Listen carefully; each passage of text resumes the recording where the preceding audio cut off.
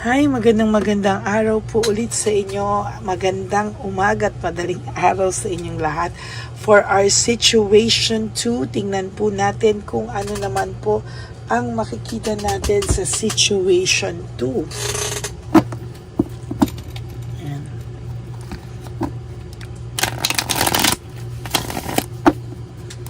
Tingnan po natin ano po ang makikita natin for situation 2.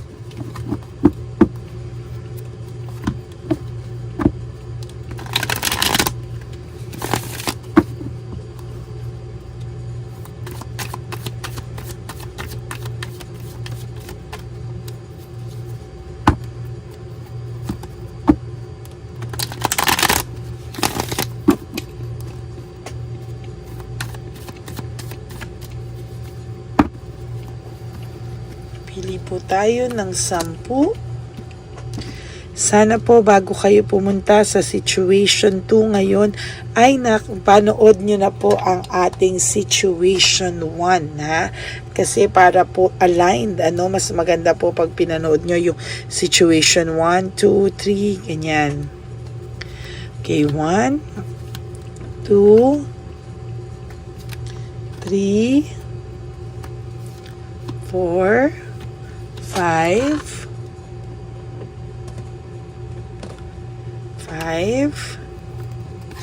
6, 7, 8, 9, and 10.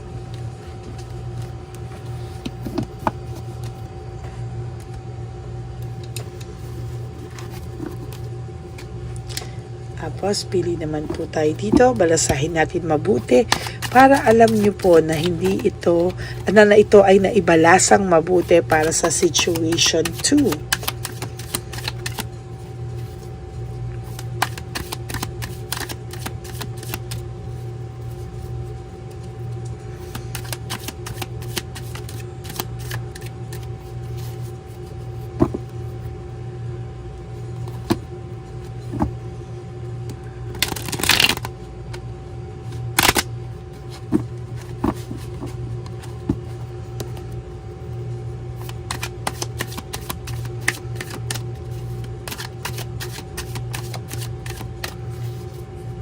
Last.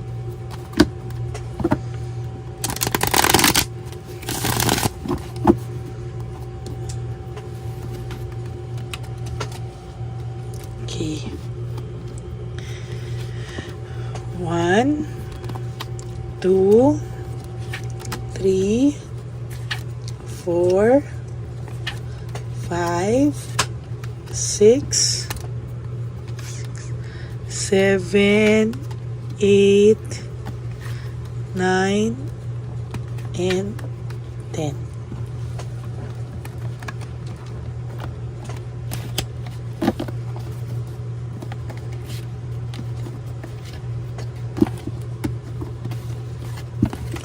Huwag niyo pong i-skip ito para makuha po natin ang inyong energy.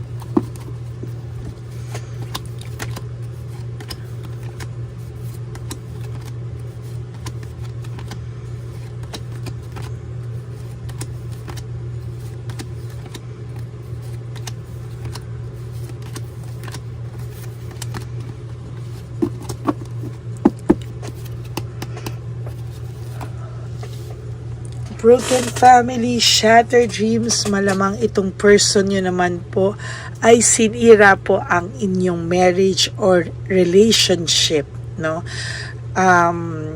Naging masaklap po yung inyong paghihiwalay. Sa nakikita ko, merong nadamay na pamilya, no? Broken family, parang nadamay po yung mga partido. At talagang meron po akong nakikita dito na somehow medyo naging magulo and may mga baranggayan akong nakikita. Ayan, parang medyo naging sobrang rude po, no? And meron na rin po akong nakikita dito na somehow itong person nyo ay may ginagastos ang iba, no? Parang masyado po siyang naging para po siyang masyadong naging materialistic, or hindi po siya actually nagbibigay, nga po siya yung person po ng person nyo or the third party ang medyo ginagastusan po, no? Sa sitwasyon po na to ay sa nakikita ko po ay medyo naging utu-utu po ang person nyo dun sa third party, no? Meron po siyang naglalabas po siya ng monetary or pera para po masustain yung kanilang relationship, no? Ito po ay medyo impulsive, no? Hindi po pinag-isipan, bigla na lang po siyang tumalon, bigla na lang po siyang nakaramdam ng nawalan siya ng spark sa'yo. Parang naging masyado po siyang masakit magsalita sa'yo, at talagang sa nakikita ko po dito, hindi niya po kakayanin, hindi niya po kakayanin talaga totally, no? Na hindi makapagsalita ng masakit sa iyo, ikaw ang sisihin, ikaw po talaga ang sinisisi niya just to justify. Oh my God, the tower, no? Sobrang gulo po ng kanyang buhay ngayon, sobrang gulo niya po talaga ng buhay niya, disaster, distraction, broken pride, shattered dreams, lahat po, no? Mararanasan po ng person nyo ito, no? Kung bakit siya biglang nanahimik ngayon or bigla ang sakit-sakit pong magsalita nito, kung ano pong masasakit na hindi mo na malunok ang mga sinabi sa'yo, pero ngayon parang naaano ka, anong nangyayari, distracted ito, baka dahil tahimik siya ngayon, hindi siya nagpaparamdam ngayon. Meron po akong nakikita dito na somehow ay meron pong mas deeper meaning, no? Naiisip niya rin po lahat ng ginagawa niya sa iyo at nagawa niya sa iyo, ngunit dinadaan niya po sa galit. Gina-justify niya po yung mga nararamdaman niya, and somehow gina-justify niya po bakit daw, no? Bakit daw biglang ganyan ang nangyari sa inyo, no? Parang ikaw ang sinisisi niya, ugali mo yung sinisisi niya, pamilya mo, nadamay na, sinisisi niya din, no? There is this emptiness, no? And dependency sa iyo ngayon na bakit nagawa sa akin ito, no? Bakit ang pakiramdam mo, hindi mo akalain na kaya niyang gawin itong mga bagay na to, na somehow para na po siyang naging demonyo sa paningin mo, no? Sa nakikita ko po is nagkaroon po kayo ng group conflict, no? Parang ang pakiramdam niya po ay ikaw ang sinisi niya sa lahat, parang wala na ikaw ginawang tama, tapos siya parang lahat ay tama, no? Sa nakikita ko dito ay may mga gulo, no? Kampihan sa bawat partido, or sometimes nakikita ko din dito na pwedeng meron din, for some of you, meron din pong sayo kampi ang pamilya, no? Meron po akong nakikita dito na iba, kinakampihan yung kanilang partido, pero meron din po akong nakikita dito na kinakampihan din ng mismong partido ng inyong partner, no? Sa nakikita ko din po dito ay medyo marami pa po kayong pagdadaan ng dalawa. Ang pakiramdam niya po ngayon is dinadivert niya po lahat sa pagalit, dinadivert niya po lahat sa galit, at hindi niya po alam kung ano po ang mga susunod. Status ko po siya, he or she is just going with the flow. Hindi niya po alam, nag-go with the flow lang po siya. Ang dami rin po niyang unresolved issues and emotional baggage. Isa pa po sa issues niya ngayon ay yung too much living beyond means niya, na minsan hindi niya na kaya, ginagastusan niya pa rin po ito just to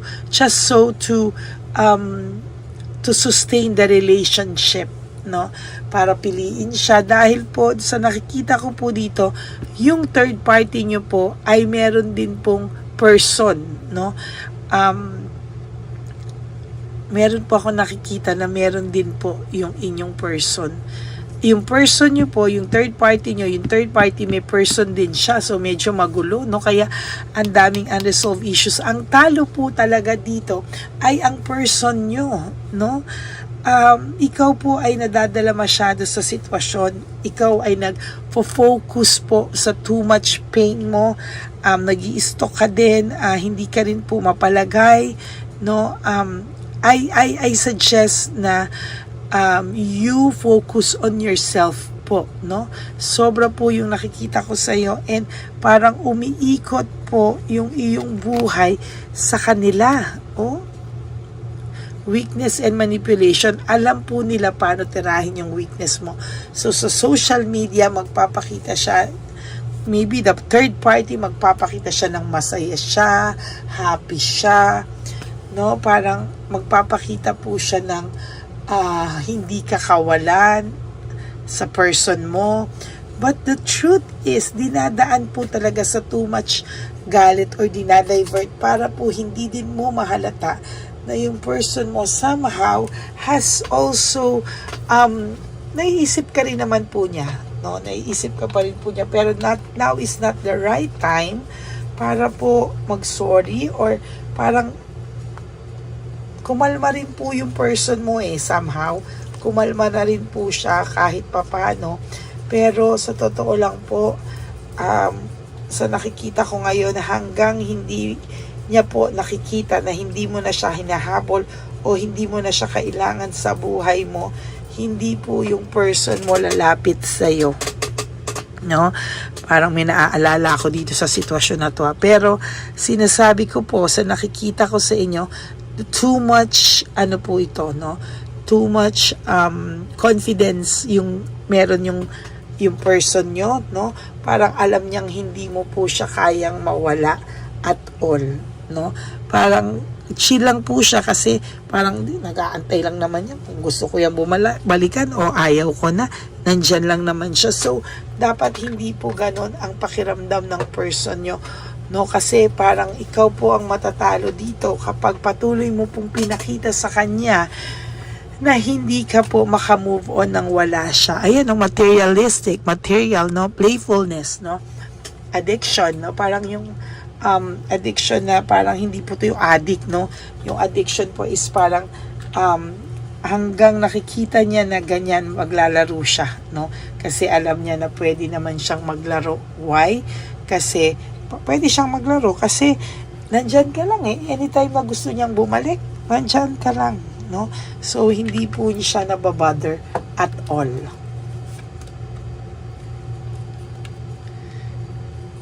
Meron din po siyang nararamdamang anxiety, lalo na po kapag nararamdaman po ng person nyo na nauubusan po siya, parang nawawalan siya ng money, or okay naman po yung trabaho niya pero somehow nagkakaroon din po siya ng mga intriga, no, sa kanilang opisina, or kung saan po siya naiintriga din po siya ng mga tao, no? Kaya most of the time ina-isolate po niya yung sarili niya sa mga tao because ayaw niya pong mapag-usapan siya. There is this rebellion. The more mo po siyang tinitira or the more mo po siyang hinahabol, pakiramdam niya, the more po siyang magre-rebelde. Hindi mo po makikita talaga kung ano po yung kanyang pakiramdam. Hindi mo po talaga maiintindihan, ano, kung ano po ang mangyayari sa kanya sa mga susunod. Parang lalo ka po nitong lilituhin, lalo po siyang tatahimik, lalo niya pong i-isolate yung sarili niya sa'yo, at lalo po siyang magre-rebelde pag pakiramdam niya po ay hinahabol-habol mo po siya. Yan, no? Hindi niya po makikita lahat ng sakripisyo mo, lalo lang po itong magmamatigas, ha? Tandaan niyo po yan. Lalo po yan magmamatigas kapag ganyan po ang inyong pinapakita, no? Kung akala mo po hindi niya nakikita na hindi mo siya hinahabol, no, nagkakamali ka. Overwhelmed po siya, disorganized, loss of balance. Pakiramdam niya po wala kang balance, disorganized ka sa buhay mo ngayon at overwhelmed ka pa rin because of him or her, no? hindi niya po naiisip yung kawalan mo, hindi niya naiisip yung value mo kasi he or she is too confident, no? Masyado po silang kampante. Hindi po nila alam na pwede ka ding mawala sa kanila at pwede ka rin magkaroon ng sarili mong buhay, no? Ang nakikita po nila is hindi mo kaya na wala sila sa buhay mo. So better ibahin mo po yung tactics mo para po hindi maging ganito, no? There is lack of direction, conflict. Wala pa po akong nakikitang malinaw na direksyon na pwede niyong puntahan. Kung hindi sa ngayon, kailangan mo pong tumahimik, kailangan mo pong mag-refocus. No, wag mo na po silang i-stalk, wag mo po silang bantayan. Hayaan mo, let them go. Let them do their thing. Bahala po sila. Wag ka pong malungkot at i-focus mo po sa sarili mo yung mga bagay na pakiramdam mo po ay mas kailangan mo pa po i-focusan. Like, ano po ba yung mga iba mong obligasyon? Ano ba yung iba mong gustong gawin for yourself? Huwag po panay ang focus sa kanila. Stop stalking. Stop stalking. Sabihin mo po sa mga kaibigan mo na nagpapadala sa iyo ng mga pictures, ng mga social media, stop. Wala na akong pakialam simula sa araw na to. I will focus on myself and I will refocus on my life. No? Hayaan mo po, gusto mo po ba na umikot yung buhay mo dito? Na wala ka nang ginawa kung hindi panoorin sila, istokin sila, tapos ang emotions mo ay based na lang kung ano po ang makikita mo sa kanila? Para ka po nilang hawak sa leeg. And please do not do that to yourself. Kailangan mo pong makuha ulit yung control mo sa buhay mo. No? Hindi po nagtatapos ang buhay mo nang mawala itong taong to. At kung talagang mahal mo to at gusto mo tong bumalik, stop. Stop mo po lahat. Stop mo po yung pag-i-stalk, stop mo po yung iyong tumahimik ka lang po and let you do your own thing. No? Kailangan mo pong gawin ang iyong sarili na agenda, focus on yourself again, yung pangarap mo po, yung mga dapat mo pong gawin. Yan, no? And then you have to forgive yourself, no? You have to forgive. You have to recover from this. You have to forgive yourself and start moving forward. Moving forward, no? Leaving everything behind, no? Hindi ka po sa buhay mo kung palagi ka pong mag-i-stalk, palagi po yung mga kaibigan mo magsasend sa'yo. Stop. You better stop. No? Para po ma-realize niya na, ay, naka-move on siya nang wala ako. Ay, nag-move on na siya. Hindi niya na ako kailangan. Makaramdam siya ng konting takot. Mabawasan po yung kanyang confidence. And makita niya yung failure and defeat, yung pagkatalo niya. Kasi ngayon, ang pakiramdam niya, talong-talo ka po talaga. And wala ka po talagang, wala ka pong alam na gawin kung hindi ang istokin siya, ang habulin siya. You have to go out of your way, out of touch. No, trick yan no? Na manahimik ka, biglang mag-post ka na ng masasaya mo sa social media mo na nag-move on ka na nang wala siya para manginig naman po siya ng konti, no? And then you will be rewarded for your fruit of labor.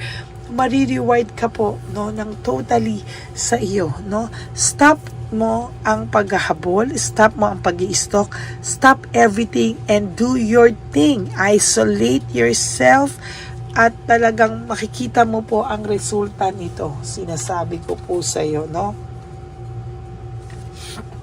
Yan po ang sinasabi ko sa iyo.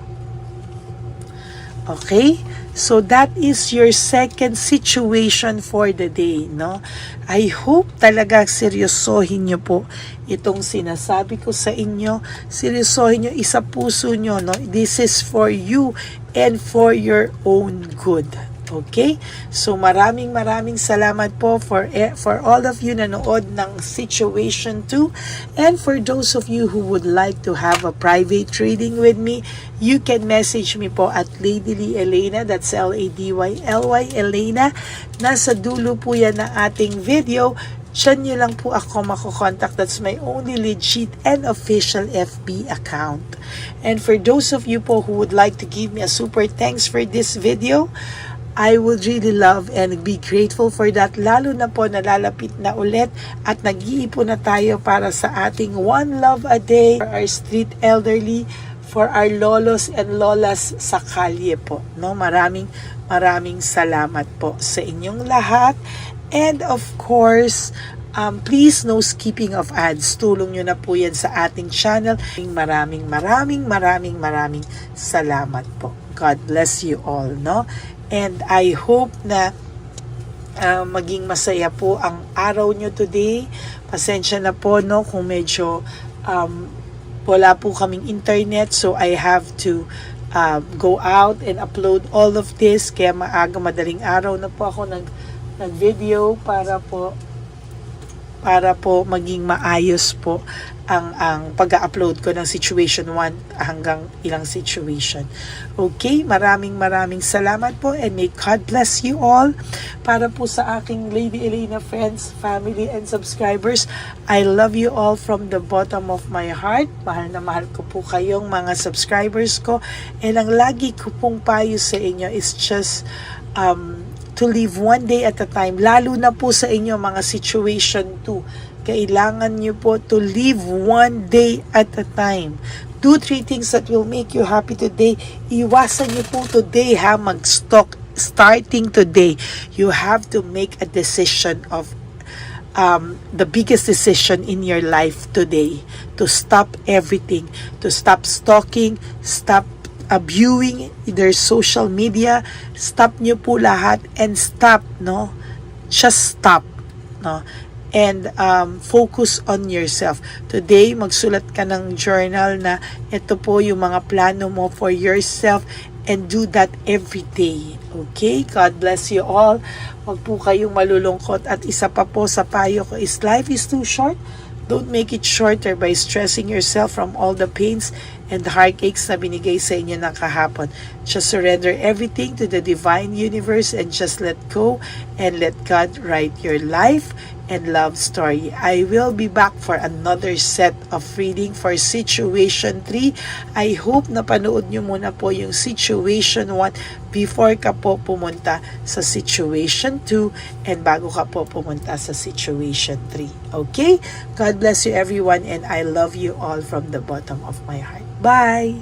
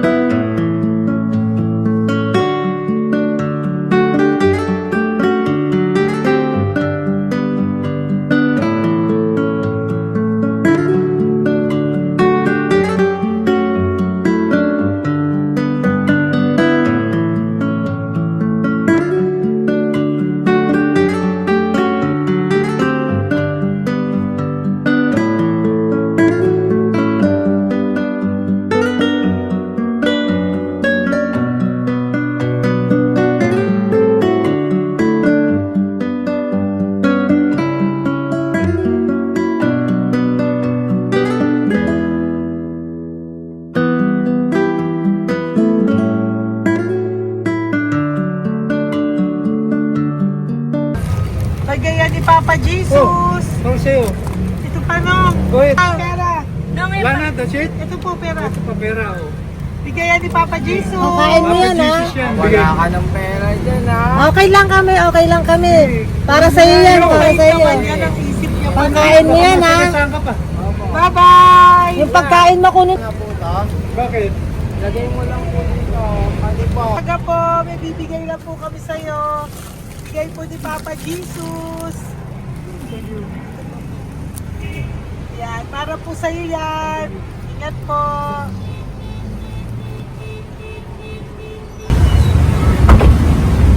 Gandang tanghali po. May bigay po si Papa Jesus sa inyo. Salamat po. Salamat po. Ito po. Salamat po. Sige siya po kayo sa Pampaw. Thank you po. God bless po, nanay. Apo, apo, apo. Ano naman po. God bless.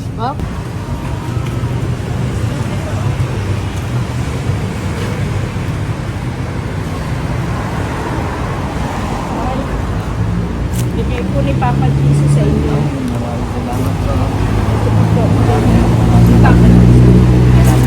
Salamat. God bless po. Kuya, pangkain mo po yan, ha? Kain ka ba nandyan? Po, hindi po. Dito po, nanatimbahan po. Ah! Sa Music Ministry. Doon ka nakapwesto. Opo. Sige po, bye po. God bless po. Ingat.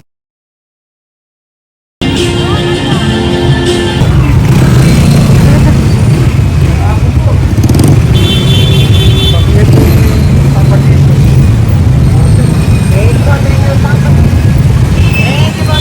Thank you po, bye po. Meron pa eh. Yo, bigay po ni Papa Jesus. Salamat po. Yun.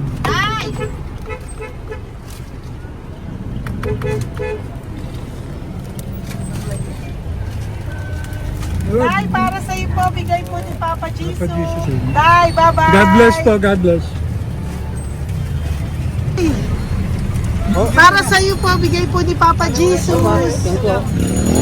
Ayan po, bigay po yan sa ni Papa Jesus. Thank you po. Amen.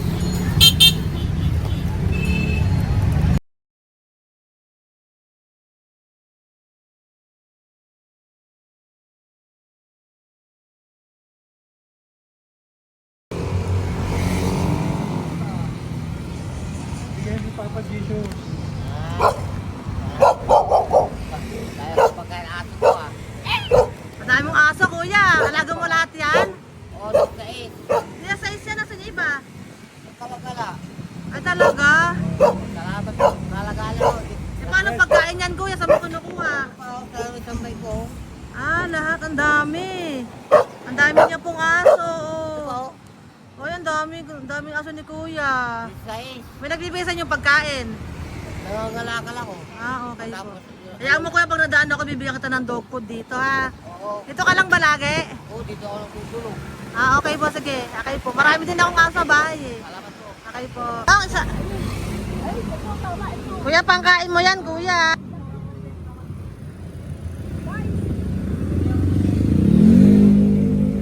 Nangangalakal ka, kuya? Sige po, thank you po. Maraming salamat, ma'am. May pagkain ka, nanay. Sa hirap ng buhay ngayon. Ba't nandito ka, nay? Tagasan ka ba? Yung arthritis ang sakit ko eh. Tagasan ka ba, nay? Sa plado eh. Sa Pladway. Oo. Okay po.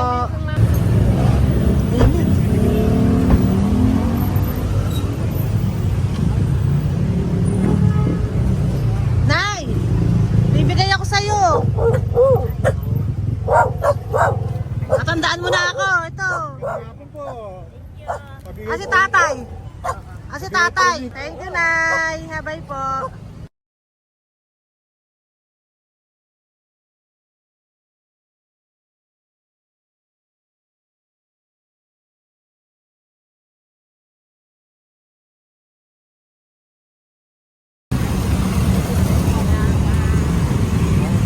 God bless, Nay. Thank you po. Pabigay po. Bigay po ni Papa Jesus. Salamat po. bigay po ni Papa Salamat po, Jesus. Ito ate. po po. Salamat po. Bigay po ni Papa Jesus. Ito pa po. Salamat po, tay. Salamat po, tita. Bye-bye po. Maraming po salamat. Kayo, ate. Opo, ingat po kayo. Taga saan po kayo? Taga Tayabas, Quezon po kami. Mga aita po kami sa Quezon, mga katutubo. Sige, ingat po. God bless.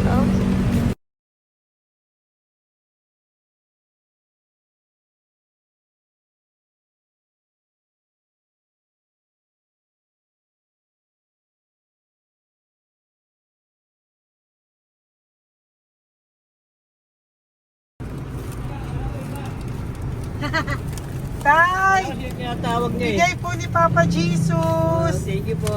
Ayan po. Sobrang Ang sipag mo naman, tay. sipag niyo naman po. Kanina po kasi taglagas ngayon, taglagas. O, pang merienda niyo po yan, Sige po, ha? salamat po sa inyo. Tapos yung road bags po, Kala ko uwi niyo sino po. binubusinahan niya eh. Sige Thank po, you na bye-bye po. Thank you po, salamat po, bye-bye.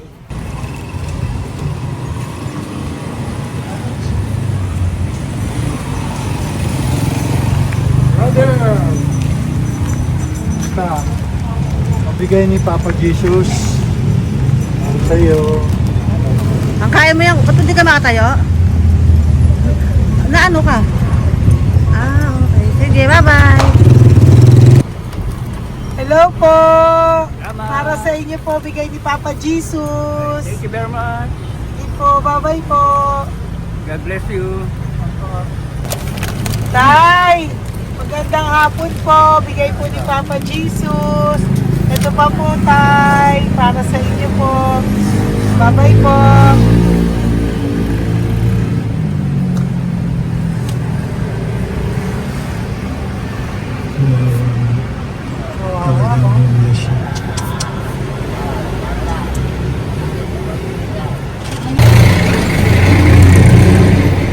Ate. Tingnan lang. Baka maano siya.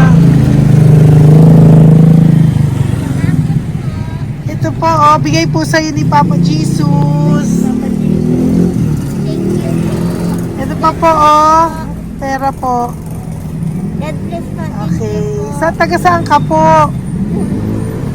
Sige, ingat ka po, Hello po, magandang hapon po. Ano po? Bigay po sa'yo ni Papa Jesus. Thank you, madam. Tsaka ito pa po, para po sa'yo. Salamat. Thank you po, ingat po. Thank you, ma'am. Sige po. Salamat. Akala ko, ma'am, bibili. Ay, hindi po, para sa'yo po yan. Bye-bye Thank you, po. ma'am.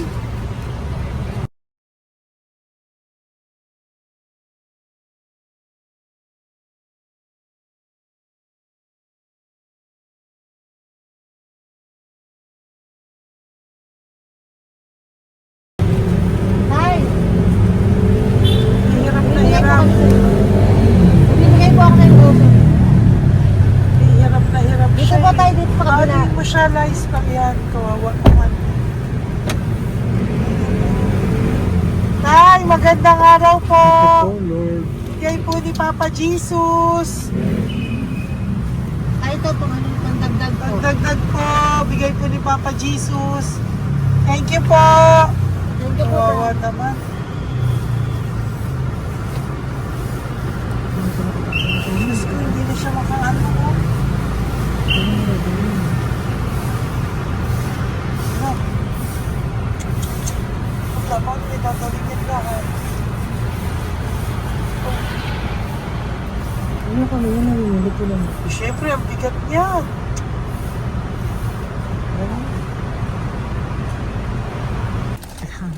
Kaya, bigay sa'yo ni Papa Jesus. Thank you po, ma'am. Ay, yung palinis po, ma'am. Hindi na po, okay na Thank you po. po. Ito po. Thank you ma'am. po. Thank you, sir.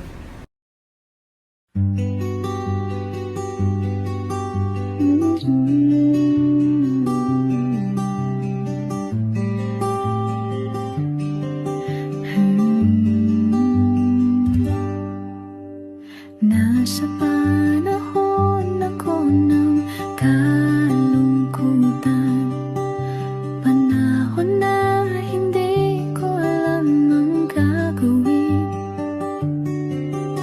Nalilito, naguguluhan, sa sarili, ano nga ba ang gagawin ko? Nang biglang nag-browse ako sa YouTube at biglang lumabas ang channel mo, ang mensahe na noon ay nilabas mo. Angkop sa nadarama ko. Unang beses lang dumaan ang channel mo sa browser ko. Hindi ako nagdalawang isip na hanapin ang Facebook account mo at mag-message sa'yo. Agad ka naman sumagot sa mensahe ko. Hindi ko alam ang damdamin noon, dahil parang may sumungaw sa aking pag-asa. Nang kaliwanagan sa dilim ng gabi, dumating ka, ikaw ang sagot sa panalangin. Salamat dumating ka at nakilala kita, Madam Elena. Nabago mo ang pananaw ko. Noon ay malabo, ngunit ngayon ay may linaw na tinatahak. Salamat sa Diyos, ikaw isang anghel